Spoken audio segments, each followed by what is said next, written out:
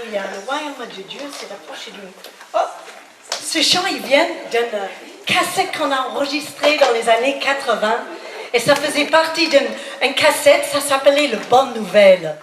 Et on avait écrit les chants de cette cassette un peu avec l'idée de faire une petite comédie musicale. En fait, il avait un thème qui se suivit. Et moi, je voyais, ouais, avec des gens qui dansaient dessus et tout. Mais finalement, ouais, comme ça. Mais je me rends compte qu'aujourd'hui, j'ai un autre regard sur le royaume de Dieu que ce que j'avais dans les années 80. Quand j'étais plus jeune, je voyais ça un peu comme une utopie ou quelque chose qu'on devrait atteindre dans le perfectionnement des saints ensemble un jour, etc. Mais je me rends compte aujourd'hui combien c'est une réalité. Et on chante le royaume de Dieu s'approche de nous, mais est-ce qu'on réalise que le royaume de Dieu, ça se manifeste en nous? On est dans le royaume de Dieu.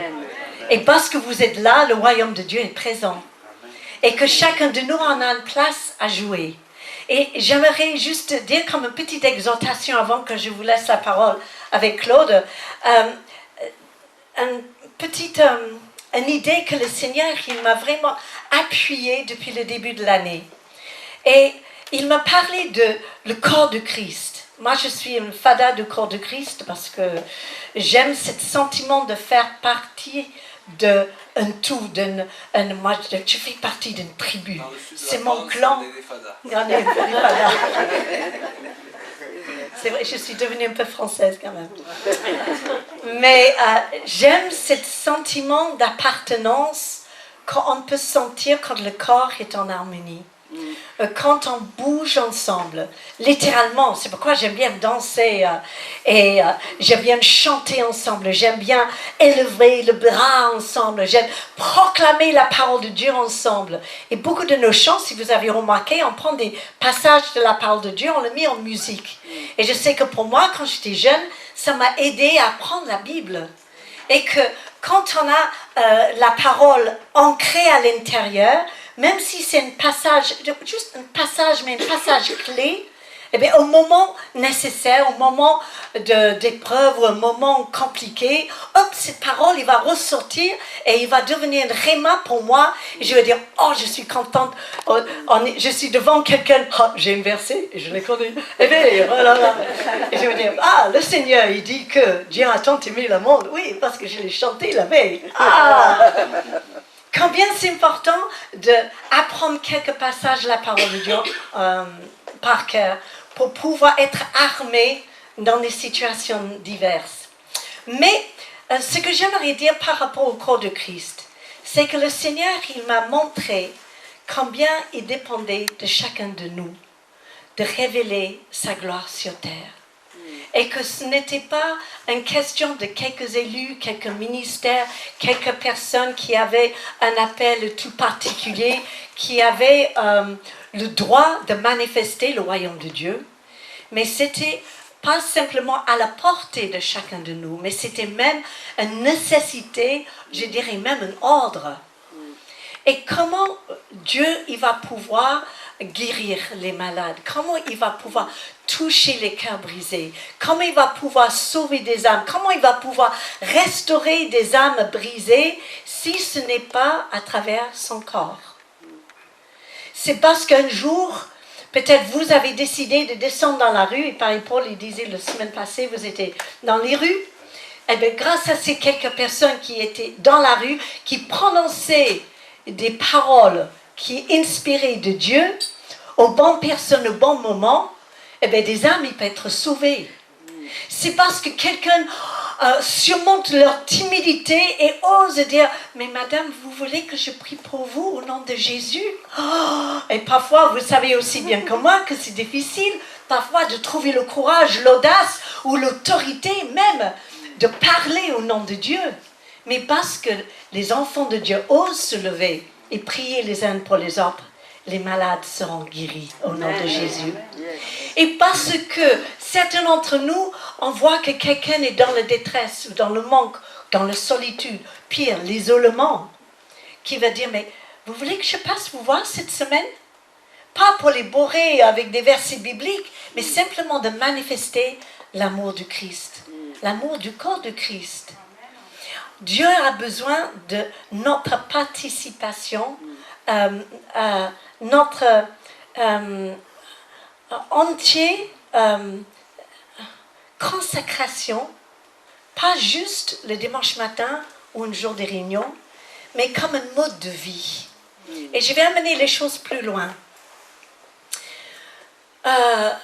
Je crois qu'aujourd'hui, le corps de Christ devrait réaliser qu'on forme une famille.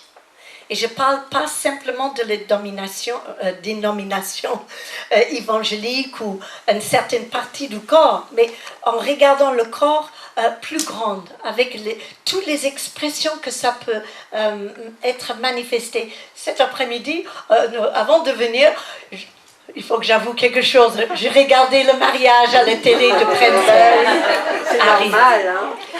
C'était extraordinaire. Pourquoi? Parce qu'il avait le représentant, le président de l'église épiscopale aux États-Unis, qui est un peu la branche anglicane américaine, qui a prêché l'évangile et c'était extra, n'est-ce pas Paul?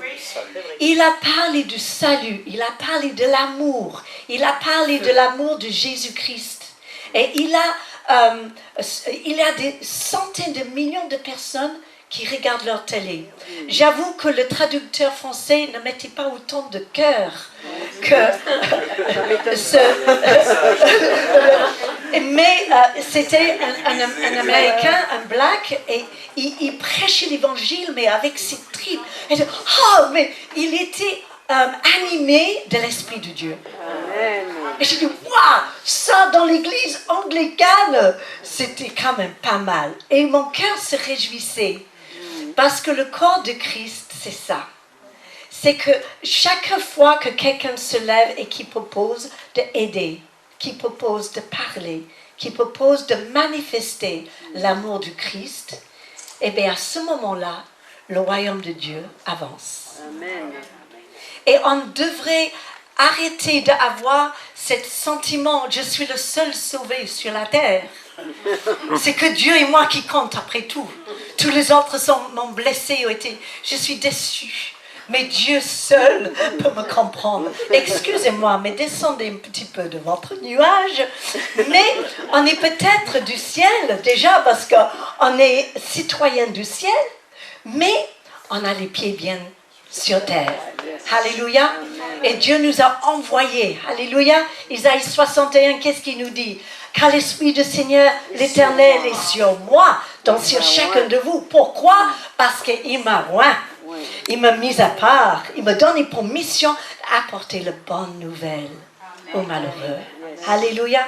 Et chaque fois que vous faites un gâteau pour quelqu'un, et vous faites avancer le royaume de Dieu. Alléluia. Chaque fois que vous décidez de participer à quelque chose qui amène l'amour, la fraternité, l'amitié. Jésus, c'était quelqu'un qui parlait de l'amitié. Il a dit, vous êtes mes frères, mes sœurs, vous êtes mes amis. Et dans la société, aujourd'hui, dans cette société si étrange dans laquelle qui est soi-disant laïque, mais que les relations humaines n'ont été jamais aussi compliquées et difficiles et que les gens souffrent autant de solitude et d'isolement, ce qu'on a besoin, c'est des amis.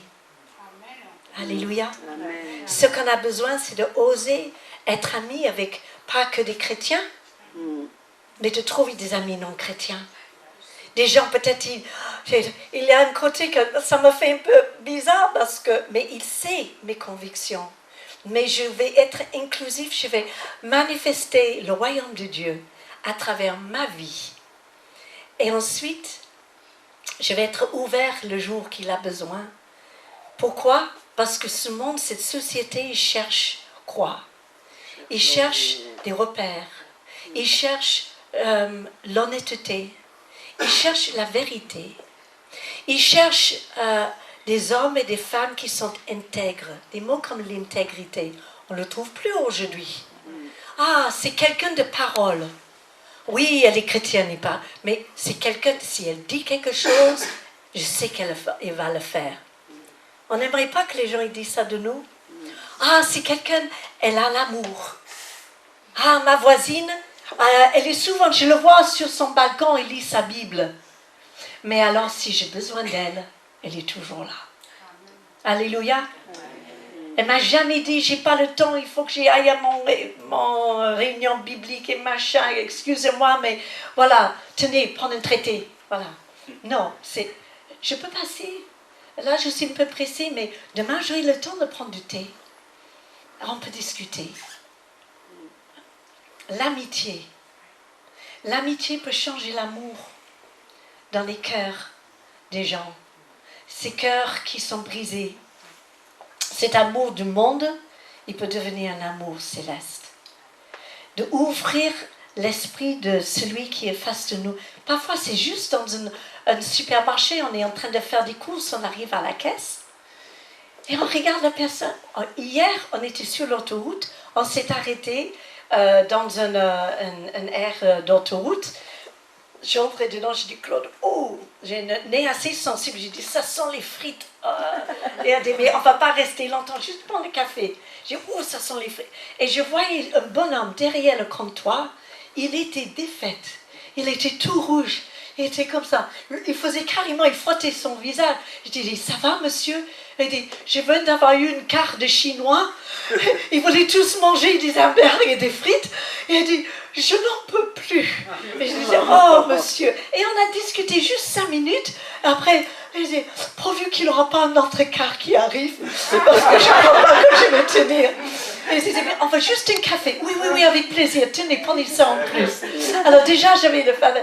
Et ensuite, on est allé boire le café. Et je voyais une carte des Chinois qui arrivaient. Et je disais, oh, mon pauvre monsieur, il ne va pas survivre. Et je disais, c'est bien fait, une sorte qu'ils ont tous entré, fait pipi, reparti. Mais je pense que ce qu'on peut, on peut parfois changer des choses en disant juste des paroles gentilles. Des paroles qui expliquent aux gens, je te vois. Je te vois dans ta détresse. Je te vois dans ton fatigue. Madame, soyez encouragée. Que Dieu te bénisse. Alléluia. Ou de juste dire un petit mot et de dire, voilà, vous êtes belle, madame. Ah bon? Ça va alors? Et d'un coup, l'espoir renaisse. Il ne faut pas forcément 90 versets bibliques à la minute. Mais de dégager de notre personne quelque chose du royaume de Dieu. Est-ce que vous faites partie du royaume de Dieu? Amen. Alléluia. Peut-être vous êtes appelés d'être des Jean-Baptiste et en train de crier, habillés en homme. Je vous mets à les défis. Moi, je viens pas de mettre. Non, moi, je ne mange pas de sauterelle non plus. Mais je pense que quand même, chacun de nous, nous avons un appel d'être utilisé par le Seigneur dans notre vie de tous les jours. Que ça soit devant le grille de l'école, en discutant avec les mamans qui sont là, qui sont fatiguées. Vous savez que cette société est crevée, est fatiguée, il est chargé. Il est sans espoir, la plupart des gens, et sans avenir. Il vit dans la crainte des attentats et des malheurs qui pourraient y arriver. Ils sont angoissés. Mais nous avons le royaume de Dieu. Nous sommes citoyens du ciel. Nous avons un roi. Et sa majesté, sa royauté, sa présence dans notre vie, à côté de nous, en nous, devant, derrière nous, nous soutient et nous permet de se tenir droit, malgré tout ce qui se passe autour de nous. Et le jour que d'un coup, on est peut-être dans un bus, il va y avoir un bruit fort et tout le monde va paniquer, vous allez rester en paix. Et vous allez dire, calmez-vous. Vous allez être étonnés, parce que le royaume de Dieu est en vous. Alléluia. Il va manifester à travers vous. Dieu il veut que vous ayez des paroles qui guérissent, un regard qui transforme et une présence qui éclaire. Alléluia. N'ayez pas peur de où vous pouvez vous trouver. Parce que vous êtes la lumière du monde. Alléluia.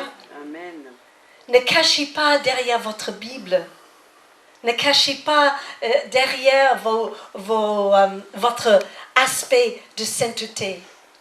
Mais soyez prêts à vous mouiller, à transpirer un petit peu, à aller vers ceux qui sont dans le besoin, mais d'amener l'amour du Christ par l'amitié, l'attachement, la sincérité et l'écoute. Alléluia. Vous comprenez ce que j'essaie de partager? Je ne trouve pas toujours les mots, je suis conscient. Mais voilà, j'avais à cœur de partager cela. On a ce privilège d'être des filles et des fils de Dieu vivant, des princes et des princesses. Alors tenez-vous droite sur vos chaises, s'il vous plaît. Ça c'est mieux, voilà. Prince Albert, Prince Richard, Prince Catherine, qui c'est? Princesse, pardon. Soyez bénis cet après-midi, tiens. Voilà. Amen. Alléluia.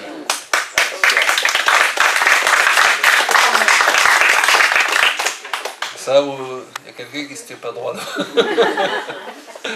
Est-ce qu'on peut lever juste nos mains? Seigneur, vraiment, on te remet ces instants, de vraiment s'ouvrir à ta parole. Et lorsque Dieu envoie sa parole, il nous guérit, ok?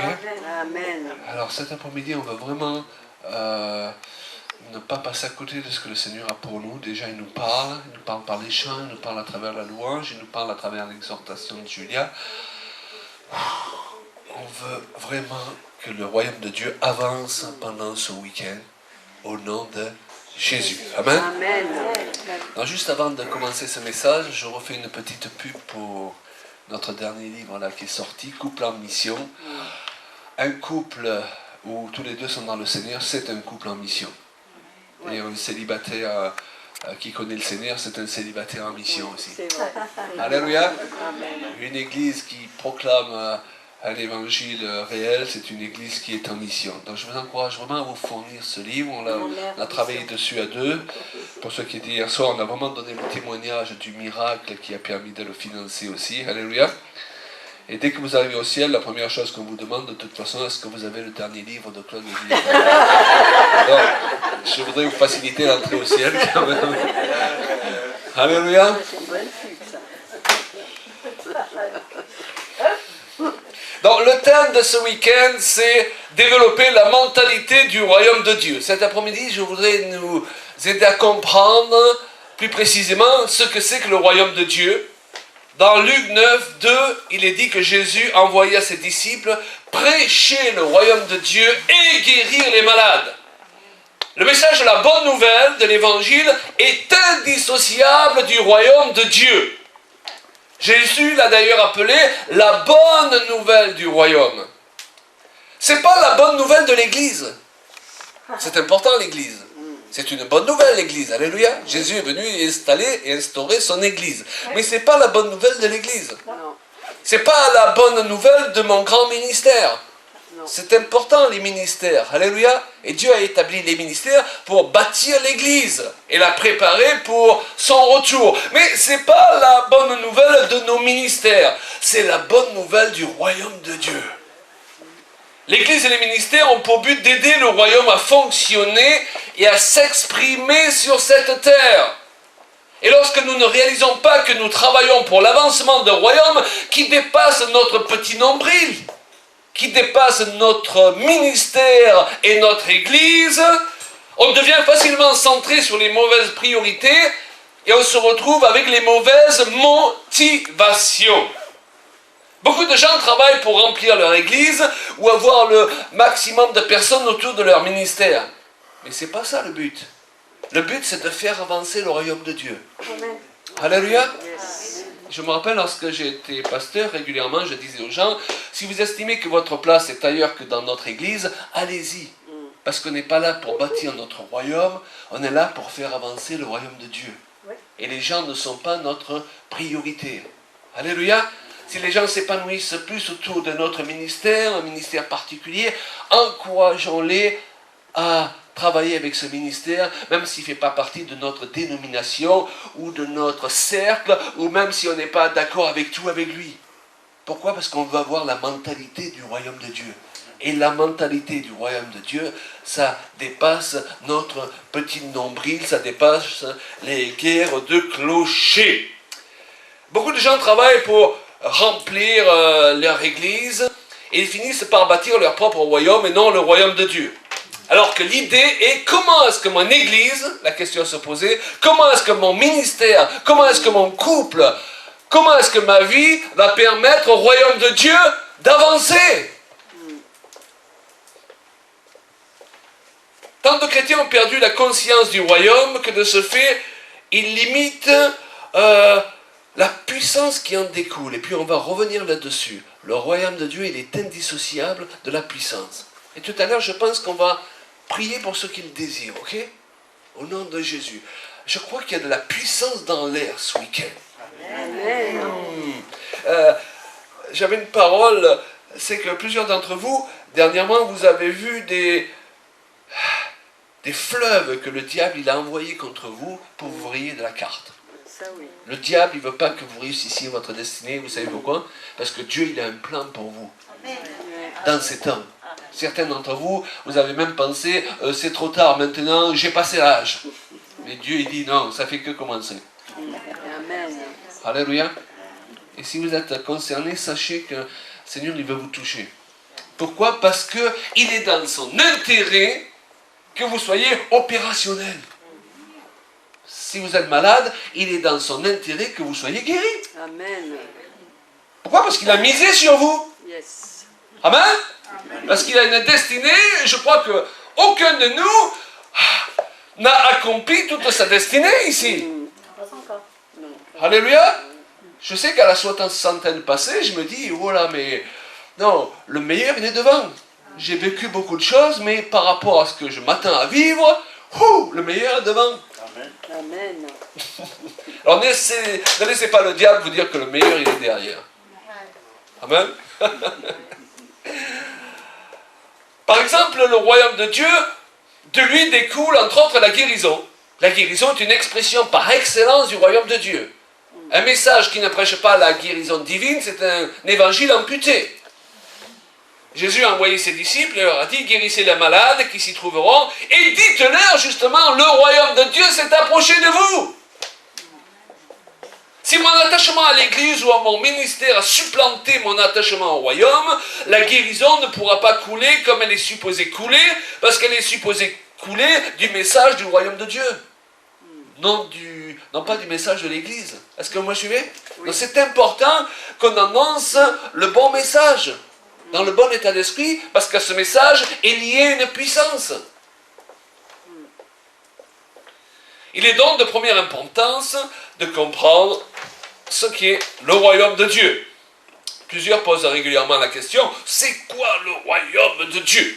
Alors le royaume de Dieu, pour moi, correspond à trois choses principales.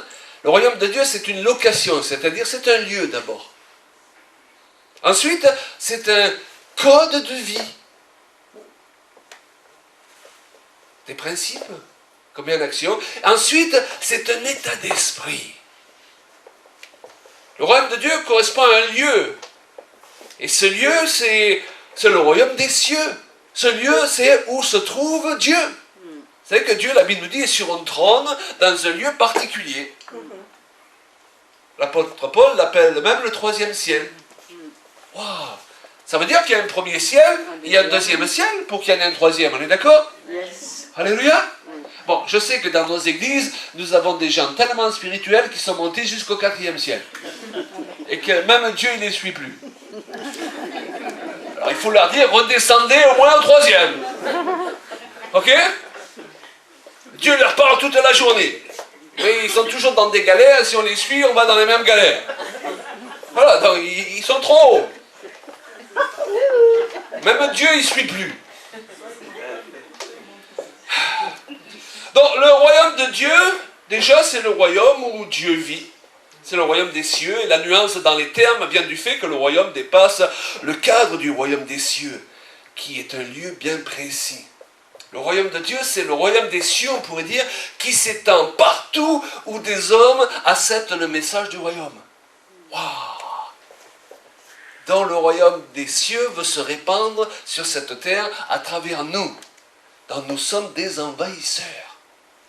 Wow. Dis-le à ton voisin, tu es un envahisseur et tu ne le savais pas.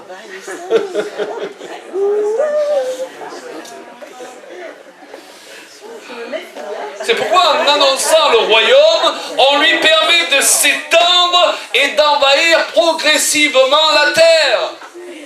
C'est comme le centre de l'Empire romain, vous savez, il se trouvait à Rome et en Italie. Puis il a continué à s'étendre au fur et à mesure des conquêtes et il s'est étendu à une bonne partie du monde. Mais c'était le même royaume.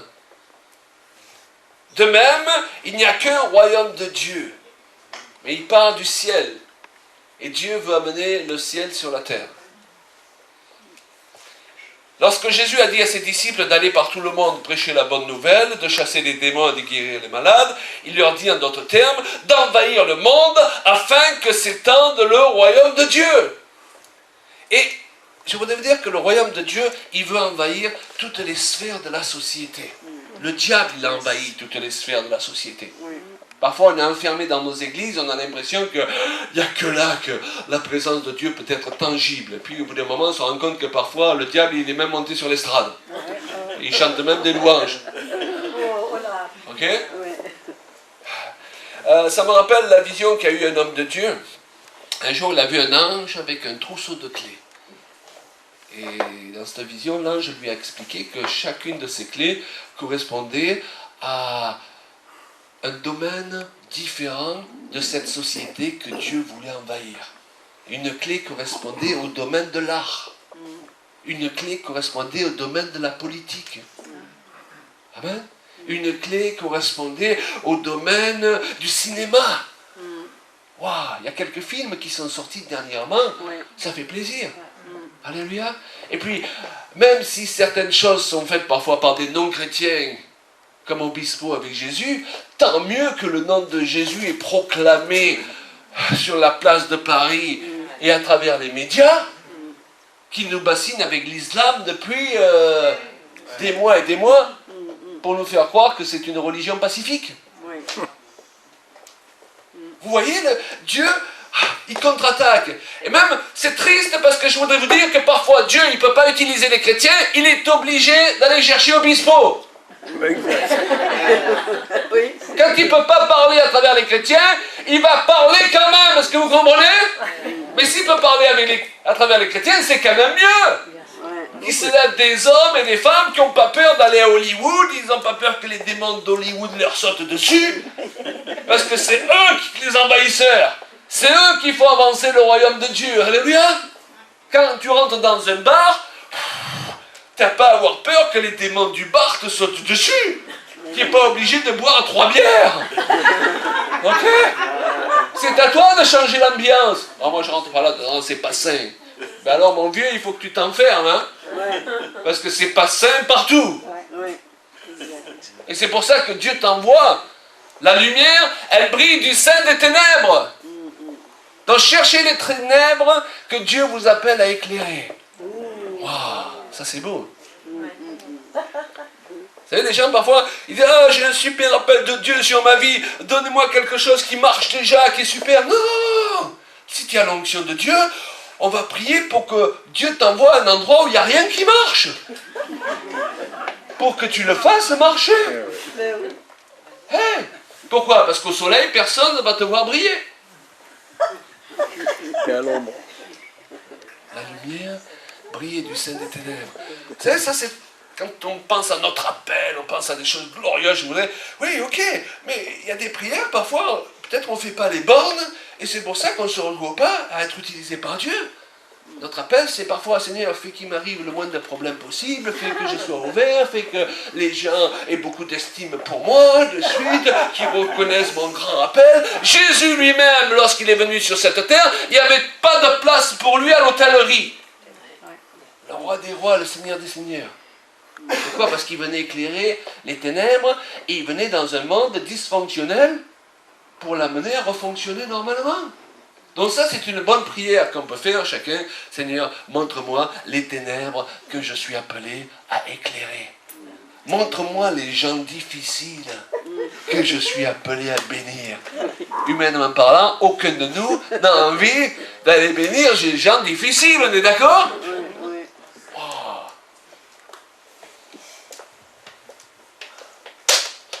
C'est pas difficile à trouver, il y en a dans l'église aussi. Oui. Amen. Le royaume de Dieu va envahir tous les domaines de la vie et de la société. Et Jésus a dit dans Luc 17, 21, on ne dira point il est ici ou il est là, car voici le royaume de Dieu est au milieu de vous. Le royaume de Dieu, il veut envahir le domaine des finances. Vous avez vu, sans finances, on ne fait pas grand-chose. Sans finances, vous ne pouvez pas venir à la réunion. Parce que sans finances, vous n'avez pas de voiture, et même si vous avez une voiture, vous n'avez pas d'argent pour mettre l'essence, pour faire fonctionner la voiture. Donc on a besoin que le royaume de Dieu envahisse les finances pour voler au diable ce qu'il nous a volé, justement.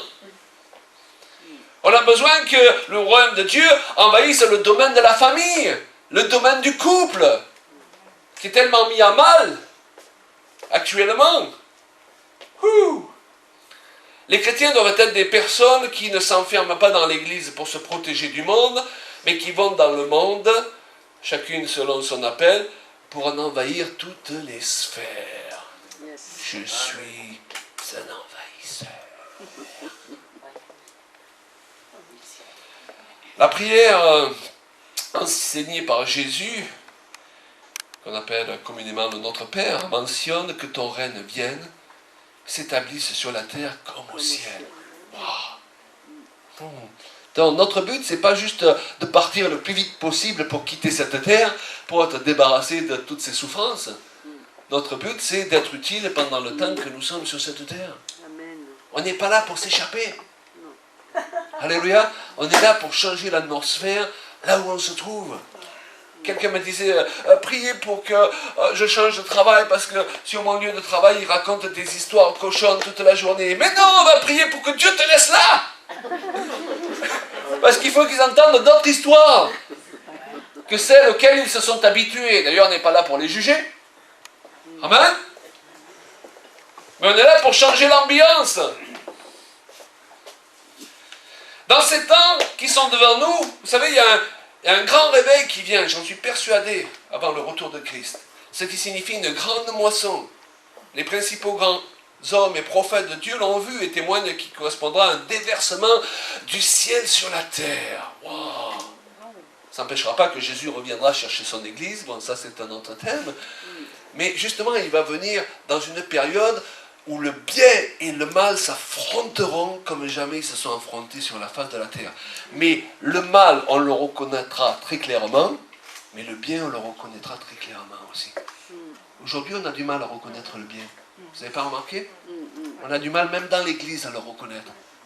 Et je le disais hier, c'est pour ça que parfois les non-chrétiens nous disent, ben, écoutez, vous avez les mêmes problèmes que nous, donc je ne sais pas ce que vous pouvez m'apporter. Mais il se lève une église, des hommes et des femmes qui vont marquer la différence. N'ayez pas honte d'avoir persévéré jusqu'à présent. Parce que le meilleur, il est devant vous. Amen. Ça me dit, oui, mais je ne le vois pas. Tu sais, le jour de la Pentecôte, ils avaient persévéré dans la prière, ils ne voyaient pas venir. Et puis du jour au lendemain, ils sont passés d'un groupe maison à 3000 âmes. Oui. Et là, Dieu leur a dit, débrouillez-vous. Donc préparez-vous. Alléluia. Parce que quand ça souffle, ça va vite. Et les miracles qu'on a attendus parfois pendant plusieurs années, et bien d'un coup, on n'a pas plus prié que la veille, même on en a moins fait, et il se déclenche. Mais c'est quand même le résultat de la persévérance de plusieurs années parfois. C'est ce qui se passe dans les réveils. D'un coup, c'est comme s'il y a eu une fissure progressive qui s'est faite dans le mur. Et toi, tu as cogné chaque jour et le diable, il te disait, ça ne sert à rien de cogner une fois de plus. Mais tu as cogné une dernière fois de plus. Tu n'as pas cogné plus fort que les autres fois, mais là, le mur, il a cédé. Et la puissance de Dieu, elle s'est engouffrée. C'est ça, le ministère d'intercession, c'est quoi? C'est de créer la faille dans le mur à travers laquelle la puissance de Dieu va se déverser dans ce monde et au milieu de nous. Et ça, il n'y a que des chrétiens persévérants avec une vision bien précise. Et la vision, entre autres, du royaume de Dieu qui peuvent le provoquer. Donc le royaume de Dieu, il correspond à une location, à un lieu, le royaume des cieux, et puis ce lieu se répand partout là où il est annoncé avec foi. Le royaume de Dieu, il correspond à un code de vie aussi. Nous sommes appelés par Jésus à chercher le royaume de Dieu, c'est-à-dire chercher à comprendre comment ça fonctionne. C'est un principe dans l'Écriture, si je ne cherche pas, je ne trouve pas. Donc Dieu aime la soif, et il donne à boire à ceux qui ont soif, il donne faim à ceux qui... Il donne à manger à ceux qui ont faim, ok? Cherchez plutôt le royaume de Dieu, Luc 12, 31, et toutes choses vous seront données par-dessus. Cela signifie que nous devons chercher à comprendre ce qu'est le royaume, mais aussi comment il fonctionne. Quels en sont les principes et les règles? Nous savons que nous ne sommes pas de ce monde, parce que dans ce monde, les hommes rejettent de plus en plus la morale et appellent toujours plus le mal bien et le bien mal. Or, le royaume de Dieu est fondé sur la morale et la justice. Romains 14, 17, le royaume de Dieu, ce n'est pas le manger et le boire, mais la justice, la paix et la joie par le Saint-Esprit. Dans le royaume de Dieu, on ne vole pas, on ne profite pas de l'autre, on ne commet pas d'adultère, on n'a pas besoin que quelqu'un nous explique ça pendant 1 heure pour qu'on comprenne qu'il ne faut pas le faire. Si nous sommes nés de nouveau, naturellement, on veut s'éloigner de ces choses-là. On ne veut pas faire du péché une pratique. La mentalité du royaume, ce n'est pas le légalisme. C'est pas il faut faire, il ne faut pas faire. C'est j'ai envie de plaire à Dieu. Ça, c'est la mentalité du royaume. J'ai pas envie de faire du mal à ma femme. J'ai pas envie de faire du mal à mon mari. J'ai pas envie de faire du mal à mon pasteur. J'ai pas envie de faire du mal à mes brebis. Ça, c'est le royaume de Dieu. Et parfois, il faut se poser la question s'il y a tant de chrétiens que ça qui ont l'esprit du royaume de Dieu. Quand on voit tous les déchirements, toutes les médisances, toutes les mésententes qui empêchent justement l'Église de fonctionner pour pouvoir manifester la puissance de Dieu parce qu'elle se manifeste dans l'unité. Amen. Et l'unité, ce n'est pas être d'accord sur tout, mais c'est au moins d'être dans ce lien de paix. Alléluia. Wow, c'est un principe qu'on développe d'ailleurs dans ce livre avec mon épouse. Une des premières règles pour un couple, c'est pas d'être d'accord sur tout. Au contraire, c'est d'être d'accord, de ne pas être d'accord. Aujourd'hui, dans une société, souvent, si tu n'es pas d'accord avec quelqu'un, il se sent obligé d'être en conflit avec toi. Je ne suis pas d'accord avec vous. Et dans l'église aussi, on n'est pas d'accord, donc il faut qu'on soit en conflit. Chérie, tu n'es pas d'accord avec moi, je le prends personnellement. Et je me sens rejeté. Ça, c'est quelque chose qu'il faut qu'on arrive à gérer. Autant les pasteurs que les chrétiens, ou dans le couple, il ne faut pas tout prendre personnellement. Ton conjoint n'est pas d'accord, ça ne veut pas dire qu'il ne te rejette pas. Il a le droit de ne pas être d'accord. Amen. Alléluia. Pas trop fort quand même. Alléluia. Il y a des moments où ma femme n'est pas d'accord avec moi. Elle a le droit d'avoir tort. Je prie pour que Dieu lui montre. Mais Dieu ne m'exauce pas. Qu'est-ce que vous voulez? Alléluia. D'ailleurs, c'est sain de ne pas tous voir les choses toujours de la même façon. Ça nous permet l'échange et la complémentarité. Amen. Vous imaginez si on ne bâtit une église qu'à condition qu'on soit toujours tous d'accord sur tout, c'est juste impossible. C'est pas drôle. C'est pas drôle, non. Ça doit être ennuyeux aussi de vivre avec des gens parfaits. Hein? Ou avoir un conjoint parfait, que ça doit être ennuyeux.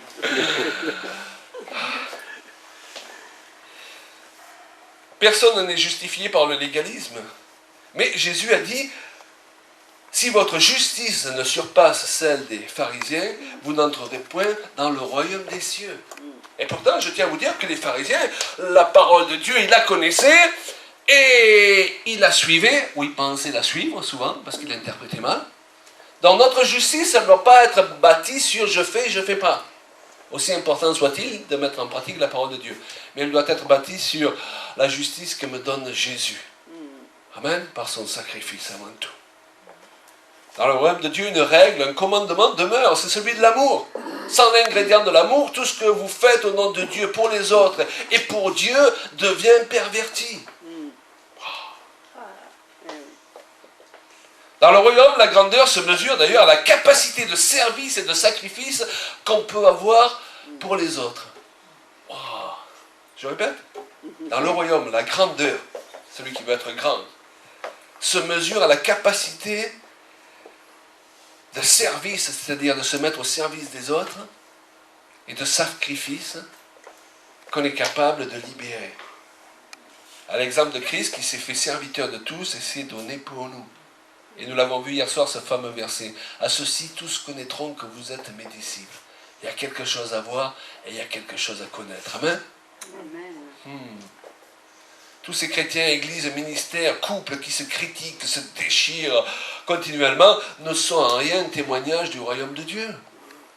Soyons sérieux.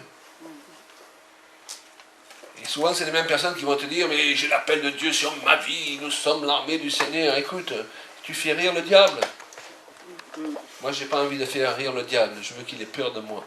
Amen. À cause de Jésus en moi. Amen. Amen. Dans ces temps, Dieu veut révéler son royaume et la puissance qui doit l'accompagner par un peuple qui se lève pour marquer la différence. Et le troisième point, le royaume de Dieu correspond à un état d'esprit.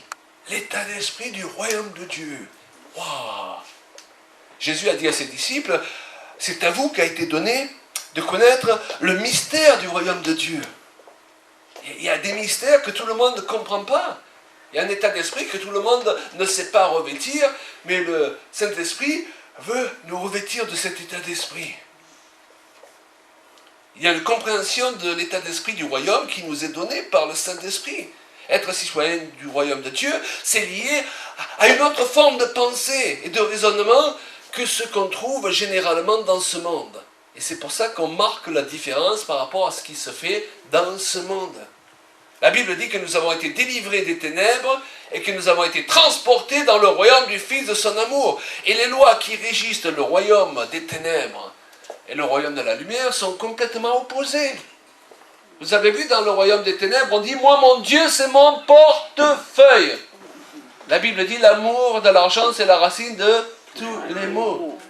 Dans les ténèbres, on dit « C'est en se hissant au-dessus des autres et en les écrasant qu'on prospère ». La Bible dit « Celui qui s'élève, il sera baissé. Celui qui s'abaisse sera élevé. » Dans le royaume des ténèbres, on dit « Moi, je ne crois que ce que je vois ». Et dans le royaume de la lumière, il est dit « Crois d'abord, tu verras ensuite ». C'est pas seulement différent, ce sont des opposés. Donc vous voyez à quel point il est important de changer notre mentalité et d'avoir la mentalité du royaume de Dieu. Pourquoi? Parce que le problème de beaucoup d'enfants de Dieu, c'est souvent parce qu'ils ne l'ont pas appris, c'est qu'ils essayent de vivre dans le royaume de la lumière en continuant à mettre en route les lois qui régissaient le royaume des ténèbres. Donc ça ne peut pas faire. Ça crée des frictions.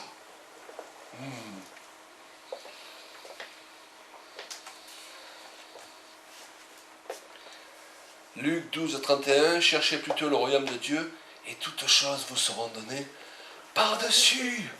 Wow. Nous sommes appelés par Jésus à chercher le royaume de Dieu, c'est-à-dire à revêtir l'état d'esprit du royaume. D'ailleurs, se repentir signifie littéralement changer de mentalité. Nous, on a hérité souvent de milieux catholiques de l'idée de repentance. D'ailleurs, le mot repentance, c'est un mot qui est mal traduit, qui avait été traduit dans la Vulgate, la Bible latine, par pénitence. En réalité, repentance, le mot repentance signifie pénitence, mais il est une mauvaise traduction. Parce que ça signifie changer de mentalité. Donc, on ne change pas parce qu'on fait pénitence ou qu'on se prend un bon coup de règle en fer sur les doigts, mais parce qu'on change de mentalité. C'est quand je change de mentalité, en tant que mari, que je peux être un mari chrétien. Ok? C'est quand je change de mentalité par rapport aux femmes de ce monde, que je peux être une femme chrétienne à la gloire de Dieu.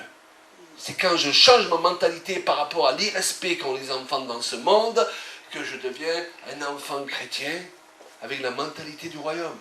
Et c'est quand je change ma mentalité vis-à-vis aussi d'éduquer mes enfants par rapport au monde, que je suis utilisé par Dieu pour pouvoir être un sujet de bénédiction et le reflet de qui il est pour mes propres enfants.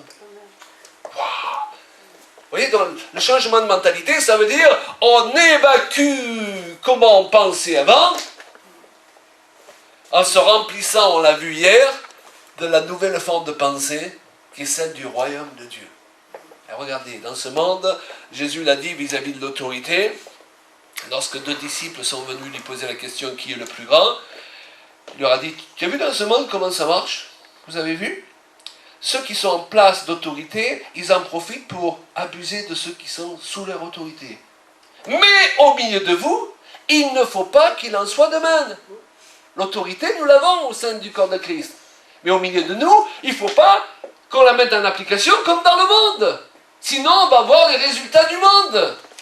Et lui qui était le plus élevé en place d'autorité, pour leur montrer comment ça fonctionnait, il a lavé les pieds de ses disciples. Waouh! On a tellement de revendicateurs dans l'Église. Jamais contents. Mais ce qu'on veut, c'est des serviteurs. Amen? Ou une femme, elle n'a pas envie de passer sa vie avec un mari râleur. Elle veut quelqu'un qui la sert. Amen? Elle va dire, oui, mais la femme doit être soumise à son mari. Oui, ok. Mais le mot chef dans l'Écriture signifie source de bénédiction.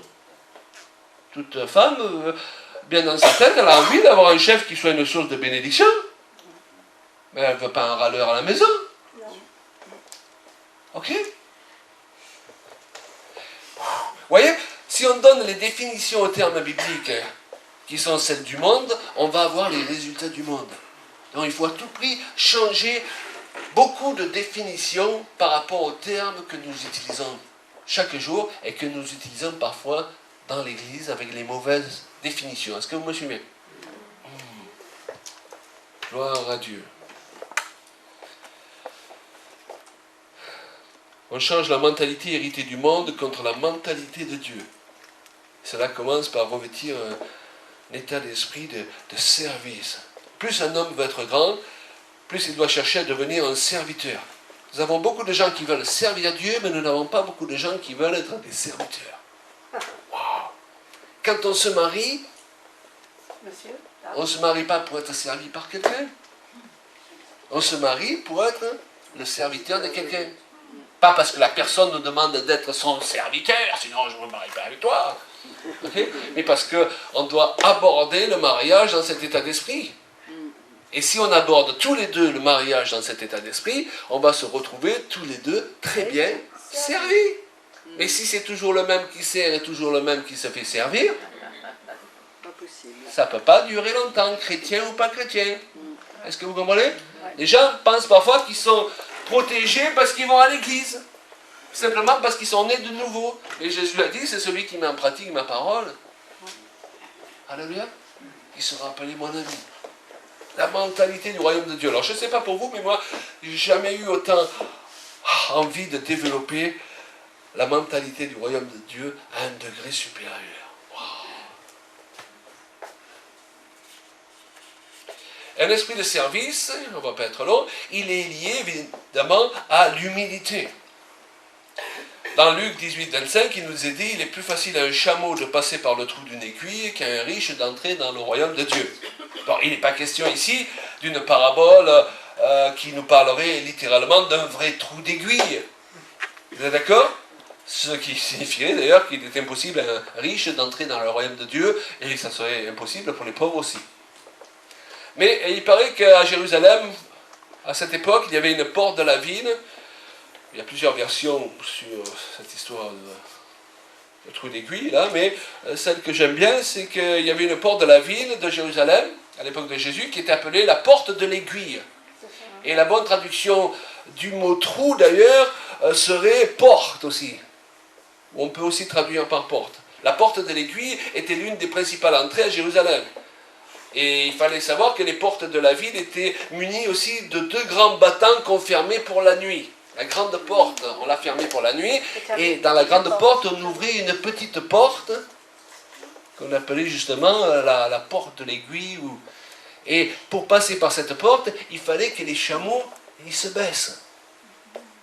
Donc pour entrer dans le royaume de Dieu, et pour être efficace dans le royaume de Dieu, régulièrement, chacun de nous, et certains qui sont plus têtus que d'autres, amen, pour faire fonctionner un couple, messieurs, régulièrement, chérie là, je suis désolé. Chérie là, j'étais sûr d'avoir raison, mais finalement... Tu peux le répéter? Merci Julia. Non messieurs, s'il y a quelque chose que vos épouses aiment bien, c'est vous entendre dire « j'avais tort ». Voilà. Ma femme en général me dit « attends, tu l'as dit trop vite, répète ». Je articule. Ah, je savoure l'instant. C'est simple, hein? Amen. Alléluia.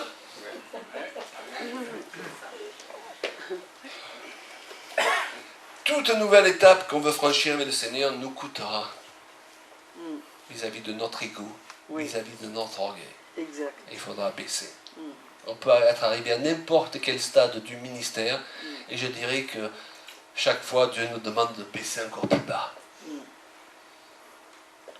Alléluia. Le royaume de Dieu, c'est aussi la joie et la paix. Amen. Yes. Romains 14, 17, car le royaume de Dieu, ce n'est pas le manger, le boire, mais la justice, la paix et la joie par le Saint-Esprit. La joie et la paix sont deux choses que nous sommes appelés à entretenir. Entretenir, il est important ce mot, parce que ça s'échappe facilement. Pour cela, ces qualités doivent être et doivent devenir partie intégrante de notre état d'esprit. D'ailleurs, Paul nous dit d'être toujours joyeux. Humainement parlant, comment est-ce que vous voulez être toujours joyeux? Vous ne pouvez être toujours joyeux que lorsque la joie est un état d'esprit. C'est-à-dire, lorsque tout va mal, eh bien, vous choisissez d'être encore dans la joie. N'est-ce pas? Ah, mais, et c'est là que les gens disent, mais il est complètement fou celui-là. Celle-là, il est malade, la première chose qu'il fait en sautant du lit, Alléluia, Alléluia, pourquoi? Les gens essayent de comprendre, quoi. Parce que sa vie, elle est bâtie sur quelque chose qui est au-delà de sa maladie. Sa vie, elle est bâtie sur quelque chose qui est au-delà de ses échecs. Sa vie est bâtie sur quelque chose qui est au-delà de ce qui ne marche pas aujourd'hui. Avec cette espérance, la Bible nous dit que l'espérance est une chose importante, que de toute façon, la victoire, elle est au bout. Et le meilleur, il est devant. Comment être toujours joyeux si la joie n'est pas un état d'esprit? La Bible affirme aussi, nos amis l'ont chanté tout à l'heure, que la joie du Seigneur est notre force. Wow. Vous avez vu, lorsque quelqu'un veut vous démonter le moral, s'il y a une chose qu'il ne supporte pas, c'est que vous soyez dans la joie. Vous avez remarqué ça? Même quand vous étiez gosse à l'école, quand quelqu'un voulait t'embêter et que tu continuais à rigoler, ça les met hors d'eux. Le diable, il est hors de lui lorsqu'il a fait arriver quelque chose de négatif dans votre vie, et en plus, vous êtes dans la joie. Il fait de la dépression. Vous n'avez pas envie que le diable fasse de la dépression? Parce que d'un coup, c'est illogique. Vous savez, ça ne suit pas la logique naturelle. Pourquoi? Parce que tu n'as pas l'état d'esprit de ce monde. Tu as l'état d'esprit du royaume de Dieu. Quoi d'étonnant qu'une manifestation par excellence du Saint-Esprit soit l'ivresse de l'esprit qui amène les gens à être dans la joie euphorique. Alléluia. On rit au ciel. Ah, c'est vrai. Yes. Et Dieu se rit de ses ennemis. D'ailleurs, chers amis, et je sens que le Seigneur me demande de vous dire ça. Vous qui êtes peut-être éprouvés actuellement, ce que le diable veut, c'est que vous soyez dans la dépression. Ce que le diable veut, c'est que vous parliez votre problème, que vous disiez déjà vous-même à quel point il est grave, à quel point ça va être difficile d'en sortir. Voilà, là il se régale. Mais ce que Dieu veut, c'est que vous riez de vos problèmes. C'est une tactique spirituelle. Souvent qu'on n'a pas enseigné aux gens. Souvent on leur a enseigné, il faut intercéder, encore, il faut lutter, dans la prière. Ça va, frère, je lutte. J'avais quelqu'un comme ça dans mon église, il était toujours dans le combat et il n'était jamais dans la victoire. Alors je lui ai dit, arrête de combattre, assieds-toi dans la victoire. Qu'on a fini, il se décompresse maintenant. Alléluia. Alors je ne dis pas qu'il n'y a pas des moments où le Saint-Esprit va nous pousser à vraiment prendre autorité sur des situations, je suis d'accord. Mais je crois que parfois on complique les choses. Dieu se rit de ses ennemis. La nuit, parfois, bien, vous savez, quand vous êtes pris par le stress, là, des fois, c'est difficile de se coucher parce que vous sentez toutes ces pensées qui viennent. Mais ne vous couchez pas. Allez dans le salon, allez quelque part et riez. Riez. Amen. Si naturellement ça ne vient pas, faites-le venir. Amen. Riez de vos ennemis. Et le diable, là, il va commencer à dire, mais qu'est-ce qu'il fait? Qu'est-ce qu'il fait? C'est pas logique, c'est pas logique. Vous savez, c'est comme David. Il est devant Goliath. Okay? Donc Goliath, il doit avoir déjà son plan dans la tête. Alors, j'avance, je les terrifie tous, et ce petit morveux, là, je le terrifie encore plus que les autres. Et depuis, il voit ce petit bonhomme qui part en courant avec un lance-pierre. Une fronde. Non, pendant un moment, il imaginait, il a dit, attention, c'est pas écrit dans le script, là, hein, c'est pas ce qui est prévu, là. Et pas, le temps qu'il réfléchisse, il a pris la pierre en plein dans le front. Ok? Ne laissez pas le diable réfléchir trop longtemps. Et je dirais, ne réfléchissez pas trop longtemps aussi. Parce que quand vous réfléchissez trop, le diable, il vous fait réfléchir à des choses qui augmentent la peur, qui augmentent le doute. Et vous êtes là, bon, est-ce que je dois la tirer, cette pierre, ou pas? Déstabiliser l'ennemi. C'est pas à vous d'être déstabilisé si vous avez l'esprit du royaume. C'est vous qui êtes assis dans les lieux célestes. Amen. Avec le Seigneur. Vous n'êtes pas assis au-dessous. Mais le diable, il veut que vous oubliez ces réalités. On y reviendra ce soir. Je parlerai sur l'importance de prendre conscience de son statut de fils et de fille du royaume de Dieu. Waouh! Allez, redressez-vous sur vos chaises. Alléluia! Et je termine par ce point. Le royaume de Dieu, c'est la paix. Une traduction en Luc 2,14 par « Paix sur la terre aux hommes de bonne volonté ». La paix semble ici indissociable de la bonne volonté. Dieu ne cherche pas des gens parfaits. Non. Ok? Il cherche des hommes et des femmes qui ont de la bonne volonté. Amen. Alléluia. Il ne cherche pas des maris parfaits, il ne cherche pas des épouses parfaites, mais il veut que votre conjoint puisse voir que vous avez de la bonne volonté. Il y a une différence entre la foi passive, la plus répandue, et la foi active dans notre recherche de la paix. La foi active est pleine de bonne volonté, elle cherche plus, elle recherche et poursuit son objectif. Poursuivez la joie, poursuivez la paix. Sinon, ces choses vont s'éloigner de vous sans que vous réagissiez. Je ne sais pas si je vous avais déjà partagé ce passage d'Hébreux, Hébreux 12, 14, où il nous est dit, dans les traductions classiques, recherchez la paix avec tous. La traduction, c'est poursuivez la paix. Et le terme grec qui est employé ici par l'apôtre Paul est un terme qu'on emploie rarement. C'est un terme qui était employé dans le langage de chasse à l'époque. C'est-à-dire que ça signifie en d'autres termes, partez à la chasse de la paix, comme un chasseur part à la chasse d'un animal. Donc nous voyons donc que la paix, le chrétien, il ne va pas la vivre ni la joie si c'est un chrétien passif.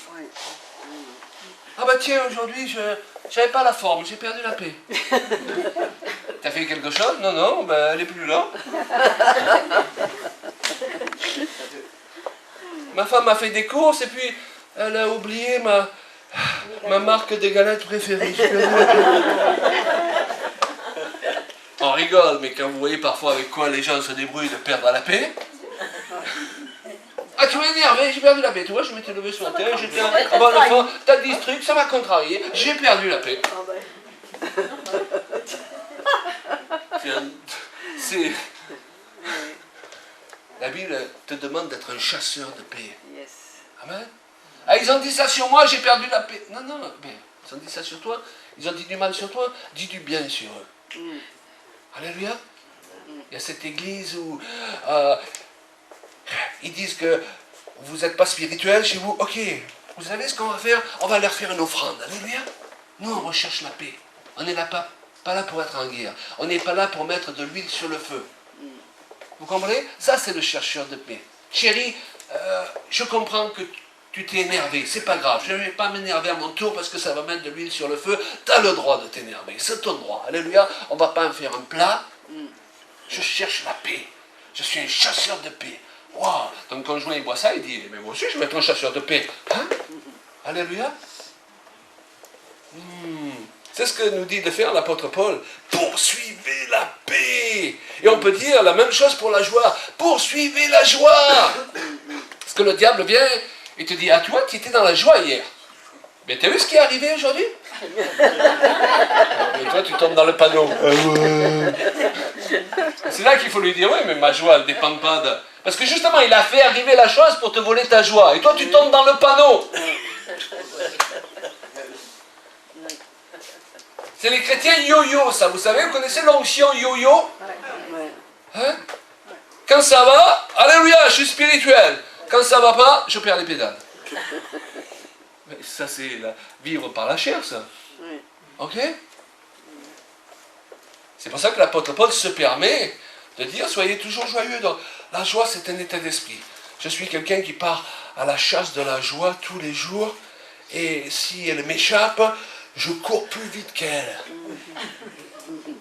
Amen. Amen. Si la paix m'échappe, je cours plus vite qu'elle. Je veux la paix dans mon foyer. Mais la paix dans mon foyer, ça dépend de qui? Ça dépend de moi. Je veux la joie, ça dépend de moi. Alléluia. Et je ne vais pas laisser toutes ces bagatelles, toutes ces choses secondaires auxquelles on donne souvent trop d'importance, me lever ma joie. Ok, ma femme a défoncé la voiture, c'est pas grave.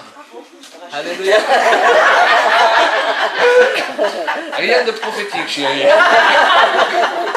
Pourquoi? Parce qu'il y a plus important que la voiture dans la vie. Les gens, ils s'entretuent pour de la tôle aujourd'hui. Les gens, ils divorcent parce qu'ils se sont pris la tête à partir de quelque chose de complètement insignifiant, parce qu'ils ont leur priorité à la mauvaise place. Le royaume de Dieu, c'est mettre ses priorités à la bonne place. C'est pas grave, chérie, je t'aime. T'as perdu la carte bleue? C'est pas grave. On va quand même téléphoner pour faire opposition. On reste pas passif, n'est-ce pas? Mais c'est pas grave, ça peut arriver à tout le monde. Alléluia. C'est pas grave, mais pourquoi tu utilises ces exemples? Tu te rattraperas la prochaine fois. Alléluia. Incroyable. Dans le royaume de Dieu, c'est dédramatisé. Est-ce que vous comprenez? Le diable veut tout nous faire dramatiser. Oui, c'est vrai. Ah, il y a eu de l'occulte. Il y a eu de l'occultisme dans ma famille. Et alors? Excusez-moi. Ah oui, alors je ne sais pas, je me suis délié de ça, mais peut-être j'ai oublié de me délier de ça. Il faudrait que je me délie aussi de ça. Et puis je croyais que tout était réglé. Et j'ai rencontré quelqu'un et il m'a donné une prophétie. Il m'a dit, oh, il y a un truc qui reste de pas clair dans ta famille. Et c'est reparti pour les 10 prochaines années. Et il y a des prophètes, il ne faut pas les rencontrer, les amis. Ils se croient des prophètes, ils n'en sont pas. Parce qu'ils sont toujours en train d'ajouter une brique dans notre fardeau. Alors que le ministère, il est donné pour les briques du fardeau des gens. J'espère que pendant ce message, il y a des briques qui sautent. Pourquoi? Parce que nous essayons de glorifier le Seigneur. Si nous réduisons le Seigneur, ah mais on n'a pas fait ça, on n'a pas fait comme il fallait, on n'a peut-être pas eu la bonne formule exacte, on n'a pas dit au nom de Jésus, oh je croyais que ça avait marché, j'ai oublié de dire au nom de Jésus. Mais ça c'est du légalisme. Et tu crois que Dieu c'est le Dieu qui dit, ah t'as raté la formule, on recommence. Dieu il regarde ton cœur. Il regarde à ton cœur, Dieu il le sait que tu es imparfait. Amen. Et il faut qu'on regarde notre conjoint comme ça aussi. C'est pas grave, je comprends ce que tu voulais dire, chérie. C'est bon. Ok. Dédramatiser. Et là, vous faites le travail contraire à ce que le diable veut faire. Il veut qu'on dramatise. Mais là, vous glorifiez Jésus. vous faites en sorte que le diable, ce soit un petit diable. Ok? Un petit diable, vous le posez et vous marchez dessus. Alléluia. Mais ne permettez pas que dans votre tête, il devienne un grand diable. Par les paroles des uns, les paroles des autres. Faites attention, qui vous laissez vous exhorter. Faites attention à tous les bouquins sur la délivrance et ceci et cela, que vous lisez, il y en a de très bons, mais il y a d'autres choses où ceux qui les écrivent, ils ne sont pas délivrés eux-mêmes. Pourquoi ils veulent vous délivrer?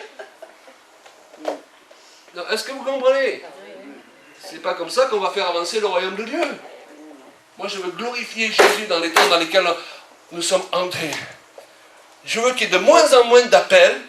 D'ailleurs, on en fait très peu avec mon épouse. Vous savez pourquoi? Parce que je veux que les gens ils soient de plus en plus guéris sur leur chaise. Je veux que, avant même que le message y soit fini, les problèmes y soient réglés. Amen. Quand on dit qui veut s'avancer à l'appel, les gens disent ça y est, c'est réglé, c'est pas besoin. Plus de la présence de Dieu. Parce qu'il envoie sa parole et nous guérit. Ça ne veut pas dire qu'il ne faut pas faire d'appel du tout, il y a des moments, mais parfois on est tombé dans des habitudes, des traditions évangéliques, et il n'y a plus rien qui se passe. Ok? Mais il y a une chose qui est certaine, c'est que la parole de Dieu, elle produit son effet. Vous connaîtrez la vérité, et la vérité vous affranchira. Alléluia. Tu n'as pas eu ta prophétie, eh bien c'est pas grave. Tout le monde en a eu sauf toi, eh bien c'est pas grave. Moi j'en ai pas souvent. Et pourquoi? Ben, je ne cours pas après. Je suis capable d'entendre Dieu pour moi-même. Je n'ai pas besoin de bouder parce que l'autre il a eu sa prophétie. Je suis content pour lui. Alléluia. Bon, c'est très rare que j'en ai besoin. Pourquoi? Parce qu'on doit rentrer dans une nouvelle phase de maturité. Alléluia. Est-ce qu'on peut lever nos mains? Merci Père. De ce que tu fais avancer le royaume de Dieu. Le royaume de Dieu avance. Tu es un instrument du royaume de Dieu. Tu es un fils et une fille du royaume. Partout où tu avances, les ténèbres sont obligées de reculer. Et ce n'est pas parce que tu ne les vois pas reculer de suite qu'elles ne vont pas finir par reculer. Simplement, garde ta position. Alléluia. Fais attention de quoi tu te nourris. Tu es ce dont tu te nourris. Il y a eu de très bonnes choses ces dernières années au niveau des enseignements, mais on nous a nourris aussi de beaucoup de choses qui nous ont affaiblis.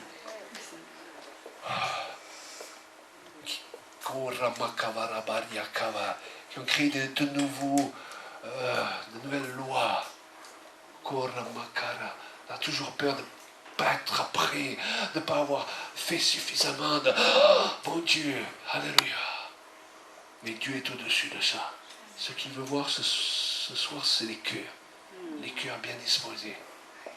Les cœurs qui sont prêts à croire à l'impossible. Lorsque Dieu voit la foi, il est prêt à passer au-dessus de n'importe quelle montagne pour toi. La foi est quelque chose qui touche, qui émeut Dieu. Et là, il ne va pas te chercher, permets-moi l'expression, il ne va pas te chercher des poux. Ok? Il te connaît déjà suffisamment. Il est là pour t'encourager. Wow. Merci. Karamakava. Nous prions en langue un moment. Karamakava. Chandala Kavarabaya Sute. Karamakava Shundania Kavarabara. Koramakava Shandania Kavarabara. Rubarala Karia Korabarkare.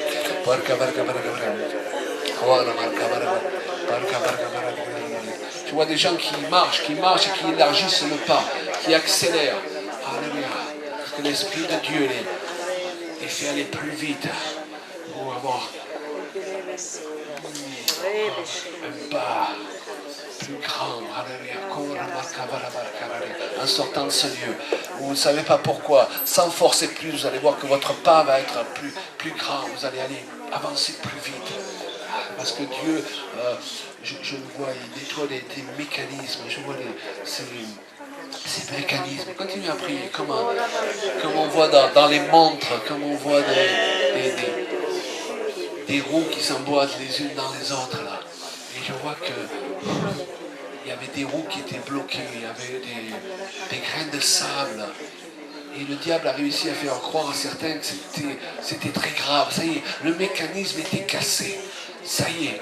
Et je vois Dieu Je vois un bras là, une main plus précisément, avec comme un pinceau là, et il nettoie le grain de sable. Et hop, ça repart. Et Dieu dit, voilà, c'était tout. Ce soir, on va dédramatiser, ok? On ne va pas permettre que les grains de sable que le diable a mis dans notre vie deviennent des montagnes. Ok? Nous allons les réduire à ce qu'ils sont dans notre esprit déjà maintenant. Nous les réduisons à ce qu'ils sont, des grains de sable. Et le souffle de Dieu, il y a un verset dans Ésaïe qui dit, un souffle les emportera.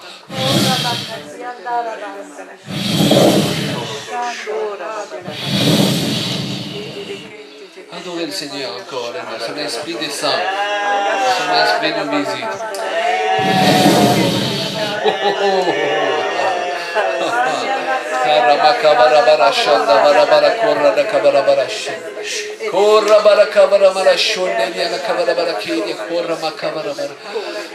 Voyez ce souffle qui passe sur vous là. Il y a plusieurs. Voyez ce souffle qui passe sur vous là. J'ai une image devant moi là, avec de la poussière s'envole, mais c'est que de la poussière, le Seigneur vous dit, c'est que de la poussière. Certains d'entre vous pensiez que c'était des rocs, des rochers. Des rochers qu'il fallait être toujours plusieurs, elle était placée, c'était dur. Et Dieu dit c'est de la poussière. Et le souffle de mon esprit les emporte. Comme la macaba. Je crois cet acte de foi ce soir. Sur la maladie, sur le manque, sur la discorde.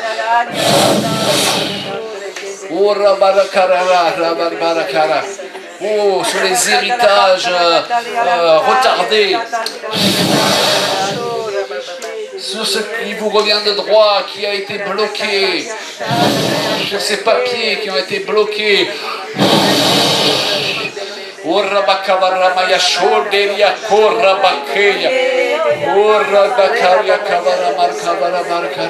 Sur ce pardon, peut-être que vous avez du mal à donner, que vous avez du mal à recevoir.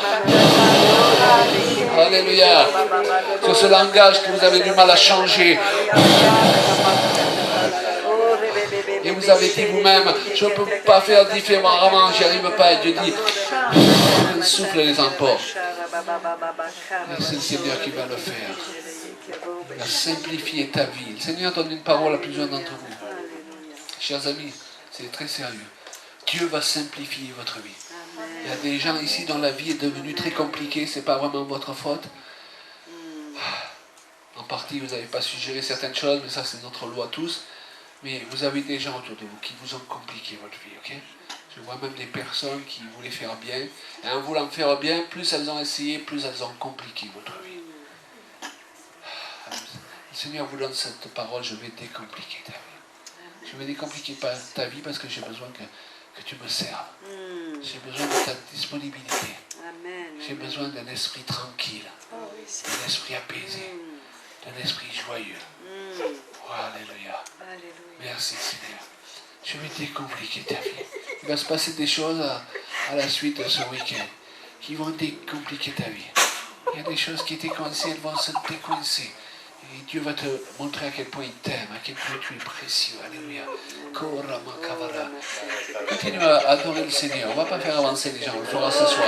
On reste dans la dynamique de cet instant. Juste adorer Dieu. Je ne sais pas comment il fait. Je ne sais pas comment il va faire. Vous ne savez pas non plus comment il va faire. Mais ça, ce n'est pas notre affaire. C'est son affaire à lui. Notre affaire, c'est de revêtir la mentalité du royaume. Si quelqu'un a besoin ce soir, revêtez-vous de la mentalité du royaume. Dites-lui, Seigneur, change ma manière de penser. Change ma manière de réagir. Change ma manière de réagir à des situations qui... Dès qu'on appuie sur le mauvais bouton, je saute en l'air et je complique toute ma vie. Et Dieu dit, allez, je vais apaiser ton âme. Je vais apaiser ton âme. Alléluia. Dieu veut apaiser ton âme ce soir. Continue l'esprit de Dieu.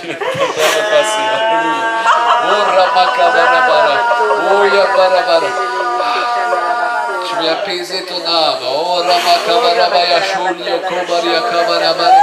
Alléluia.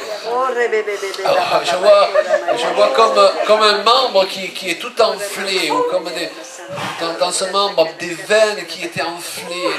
Et le fait que ce soit enflé, ça empêchait le liquide de passer, ça empêchait le corps de fonctionner normalement. Et je vois que c'est comme si Dieu fait une piqûre là dans ce bras, et puis il se dégonfle, et puis le fonctionnement se remet en place naturellement. Tu avais pensé peut-être qu'il allait falloir briser ceci, briser cela, mais tu dis, non voilà, ça se dégonfle. À la suite de ce week-end, tu vas voir. Il y a quelque chose qui se dégonfle. Je ne sais pas quoi, je le vois dans le monde spirituel.